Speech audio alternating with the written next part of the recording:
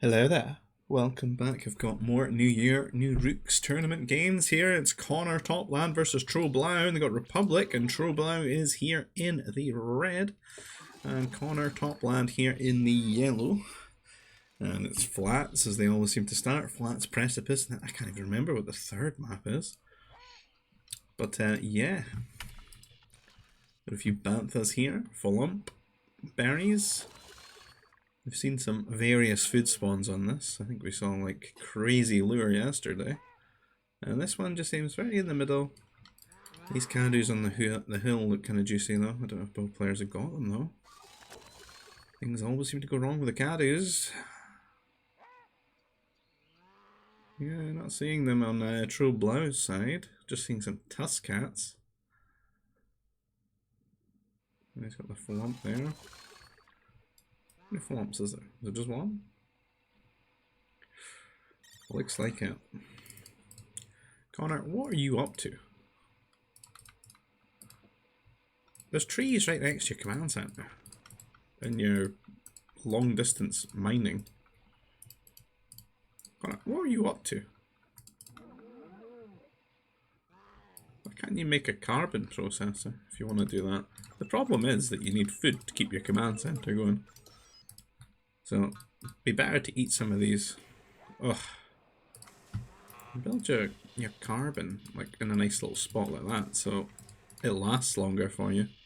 Because you've already created loads of distance away for your workers.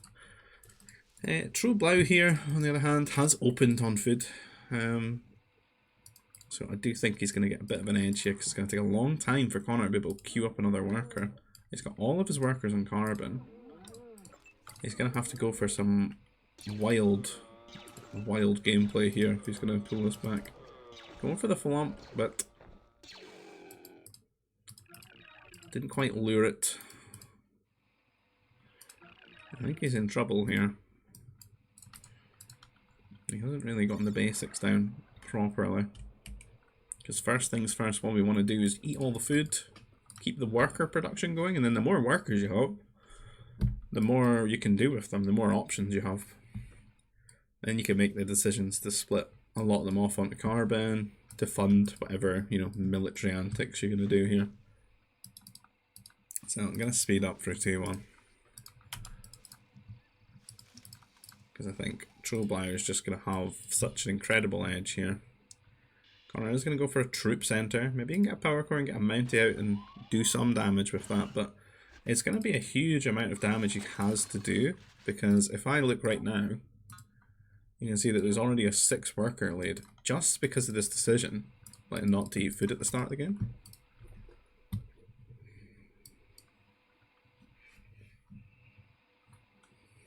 Luckily, TopLad not found this Fulump, so they're somewhat even in that regard.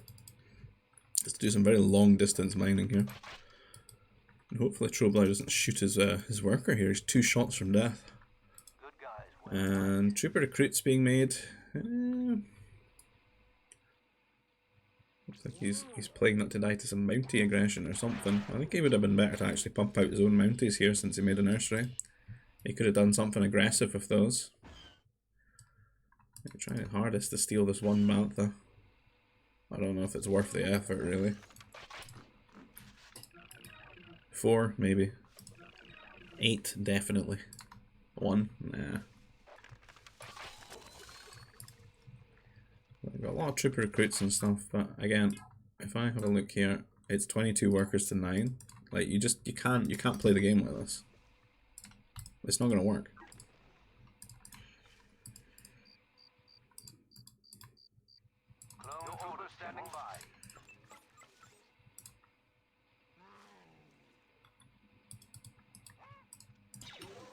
I feel like maybe try to save up for T2 here. I mean, we're already at like 13 minutes though. Like this isn't quick or anything to have like a few troopers out in that. TopLad on the other hand, got a lot of farms up here. And he's just going to be able to get his troop center, his power core. The troops are on the way, but he's starting to wall things out as well. He can like stall this push. And I mean, all he has to do is not die to this, and then he's just like auto wins, right? I mean, 27 workers to 9. He has 3 times the workers at 9 workers. And this wall's actually going to finish here. It'll take a long time to get into position here. And look, by the time you get there, your opponent has the same amount of troops. So, it's just not a viable way of playing the game. And off to T2, your opponent's already T2. Having more workers is really everything in a strategy game. So if you're ever going to cut workers, you have to be able to do an equal amount of damage, just like automatically, by default, for it to be like a consistent strategy, and then extra damage, you know, a lot of the time to make it, you know, super viable. It's a huge burden on you. And TopLad and Connor can't replace these troopers the same way TopLad can replace his, you know? And we still don't make them workers.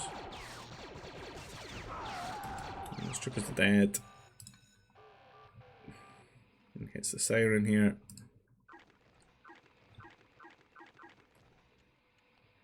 Again, what do you do to get out of this situation? There's very little you can do. You can make some troopers maybe to clean it up, but again, your opponent has got 2 troop centers and he's constantly making them. And he can get armor and damage for his troopers, and then eventually he can go tech level 3, he can make mechs, he can make air. There's very little you can do with this few workers.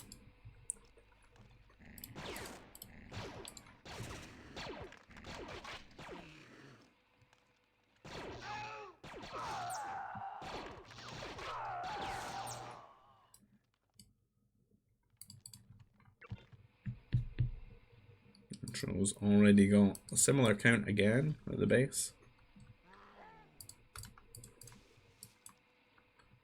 I think these caddies are like a food processor. Be nice to just build a food processor now, so they don't have to walk all the way back. Got a medic to try and heal these troopers though. Cool.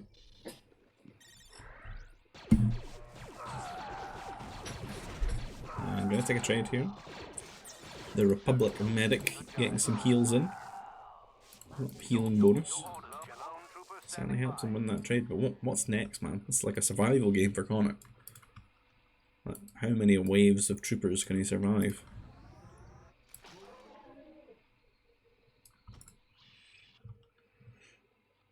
Yeah, he's building a wall and a turret up here, but I don't really rate it, because your opponent's not really like... This will work against the AI maybe, but not against the human, because the human's just going to see this and go around. And there's many routes. And soon he'll just be flying over it. Easy TopLad on the way to T3 now. You know, get that double mech factory. TopLad playing pretty solid. Looking like he's really gotten a lot of the basics down. I mean, I like that he's walling and everything as well.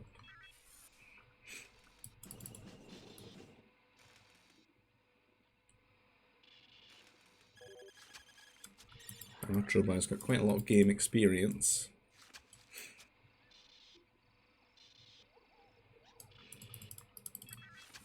Got quite a few 1v1s, team games and stuff.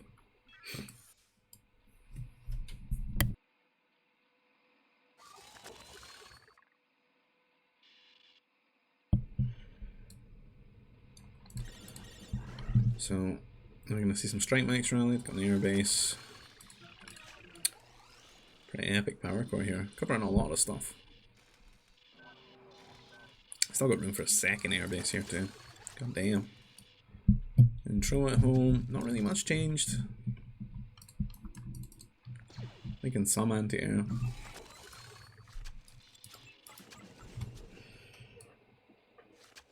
CC down. 2 CCs for Trop. God damn. Big macro gamer right here. And I feel like you're just giving Connor just a little bit of time in the game. Just taking it easy.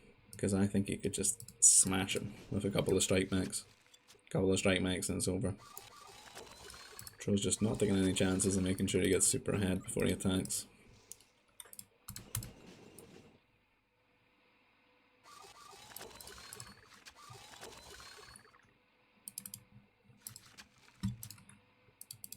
Want to make workers yet? No. I don't really understand why not.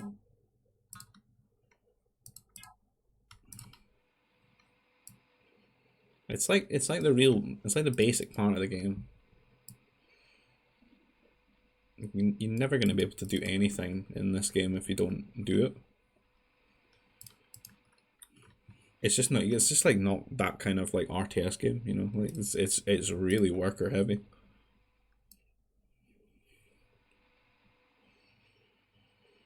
I'd say like maybe like old StarCraft 2. You can sort of get away with this kind of gameplay with some of the cheeses and things, and I want to say maybe Warcraft you can do that kind of stuff too, maybe. But like Age of Empires and GBG, it's the kind of games that it's all really about workers and villagers.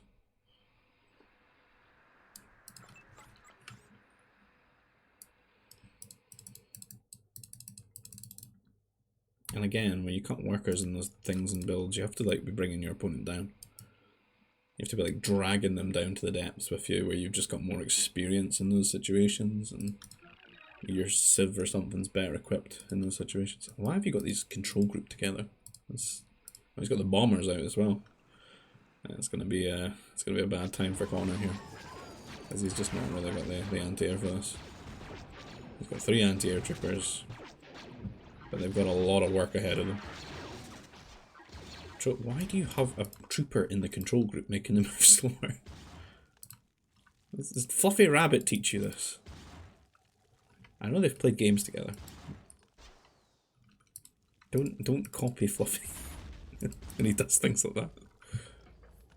And Strike Mechs come out. And yeah, that's the strongness of T3, right? The strikes guarantee the air guarantees the strikes, from the T2 counters the Grenadiers and the anti-air troopers.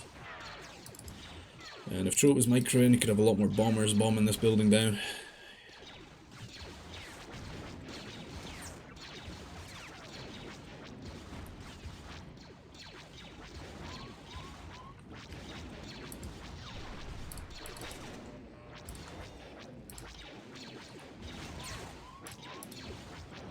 They're gonna go down here. Is he gonna have to defeat Connor here? Connor's hiding in the corner and everything. Hiding the worker over here as well. Hiding up in this corner. I'm not sure why people do this. I mean, from all my time in GB, we always just consider this just BM, but like being salty and you want to waste someone's time or something. Some people don't think like that though, which I was surprised to find out. I don't know, but yeah, if you lose all your buildings, you get like defeated, right? Doesn't matter if you've hid your workers, or maybe you deleted them or found them. Wait, that's StarCraft I'm thinking of. I think, no, you can keep a unit hidden, can't you? Because I remember people terrorising me with Hidden Jedi. So game 2. On Precipice. I got Wookiees. A lot of nerfs. I think nerf maps would be good for Connor. Give him a lot more food to play with when he's doing his crazy builds. He's going straight into the carbon. And again, not right up against the carbon. We want to build this right up against, man. This already feels like a carbon I'm going to have to replace soon with that kind of gap. But I'm going to get that nursery. Get the nerfs in.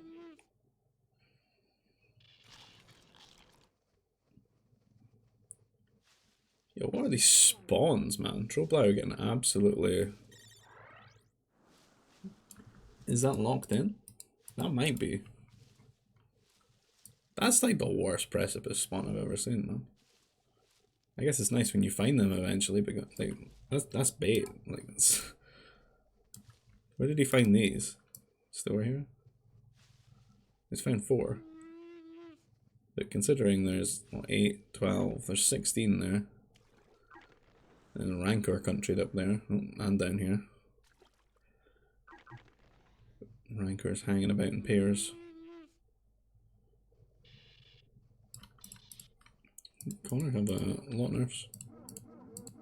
16 nerfs. On to Nova already. Man. Again, not making workers.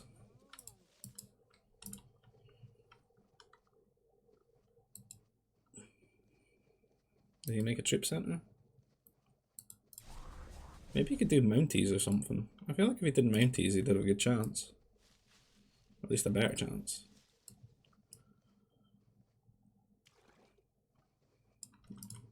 Like with 16 nerfs. He's making workers now.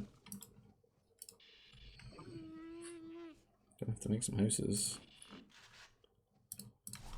But again, if you want to do like early Mounties, you don't need to get on the Nova so quickly. You just forego your basic training, and then you can afford 5 mounted troopers with that. Because they're 20 Nova a piece. And then later you can just add the workers onto Nova if you want to keep making more past that point.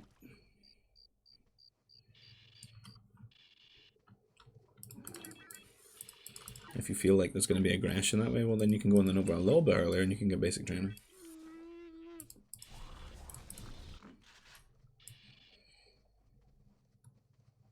Let's see, Trouble out on the Nova 2. Again, if I look at workers, it's going to be 17 to 10. It's already like Troblau's Guild 7 of Connor's workers. And last game, I kind of think there's going to be more of a lead in workers. And I don't think anyone's paying attention to the crossing here. It's just the one crossing. It's the one thing I don't like about this precipice for 1v1s and stuff. And it's something that I remember stressing to the guys that make the maps for EF and that. Like when you make these types of maps, try and have like 2 or 3 crossings, you know? Just so it's not like entirely brain dead that both people just wall it, because it's always like a mutually assured destruction kind of thing. You know, we meet in the middle of no man's land here. We each have our different coloured houses touching one another, and we all go T3. And then it's just anxiety about, oh well, who's going to get to T3 first and get the fighters flown over your base? But at least when there's multiple crossings, there's a little bit of anxiety there about early aggression, people forwarding, or people doing Mounties and stuff. And then when there's a bit of, you know, hesitance there, it opens up a little bit more room for taking things a bit slower and maybe adding like fishing in and things like that. So Connor did get to T2. It's sort of like last game. He's got his troops. He's going for his rush. He's getting Trooper this time though, a lot earlier. And Tro doesn't really have anything yet, so he's kind of got a window here where he can maybe do damage, but like how many workers does he need to kill just to even it to get 11 workers? 11. That's a lot.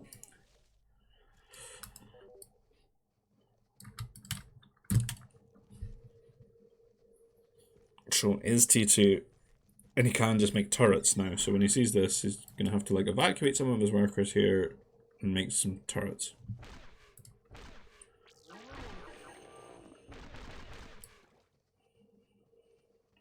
I have to remember he's got like a lot less nurse. How did he get 2 nurseries though?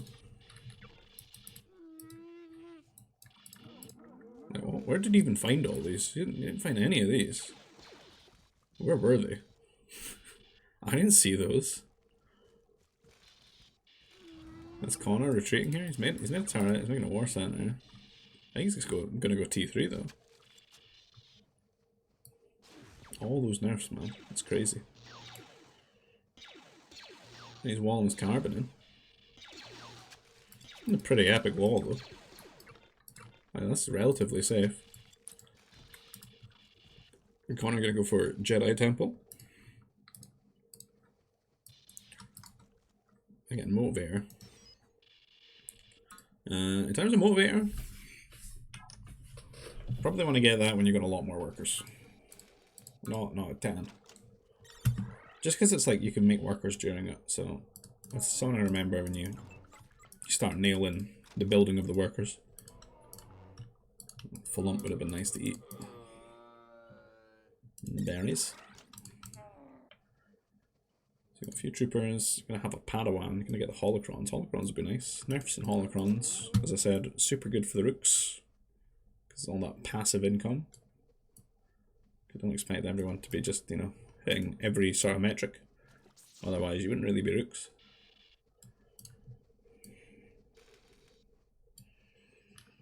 I feel like if you can nail T1 and T2 like really well, you're like automatically like gonna be like low inter. Heck, even inter in some cases. I don't know. Low inter for sure, really. Because that's like most of the game. Like how well you set yourself up in those early parts is super important. Because of all the options it gives you. There we go, medic out here. Interesting wall rather than walling the crossing. Because you can just make a gate here. And that's it like walled for you. And you can get in and out.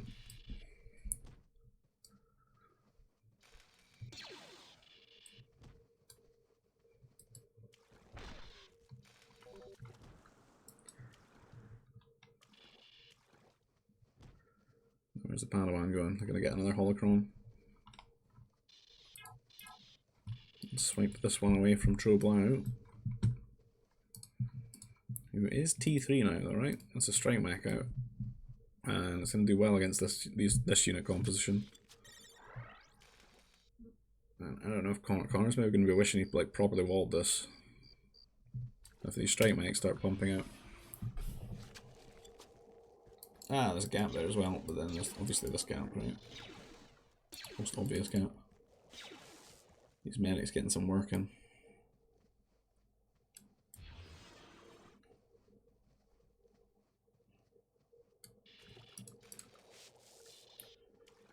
Making a turret.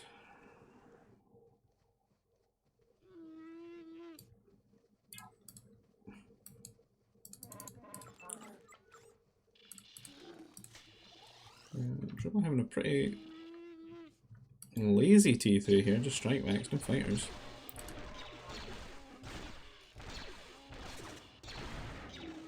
Not microing too much there. Could have spread the damage a little bit, make this one a lot less close to death. These will kill a Padawan if you micros them all. Oh, there's a gap there as well, man. God damn it.